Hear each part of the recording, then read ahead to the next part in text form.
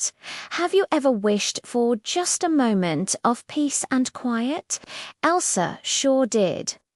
One day Arundel was buzzing with life, too much life for Queen Elsa, who was trying to work. Anna was dancing loudly, Olaf was singing joyfully, and the guards were clanking through the halls. Overwhelmed, Elsa cried out for quiet and accidentally froze the entire castle in a wave of magic. Everything stopped. The noise, the movement, everything. At first, it was blissfully silent. But then, a chilling realization hit her. This wasn't peace, it was loneliness. Anna was a frozen statue. Olaf was silenced mid-song. The silence was empty. She realized the noise was the sound of love, of family, of life itself.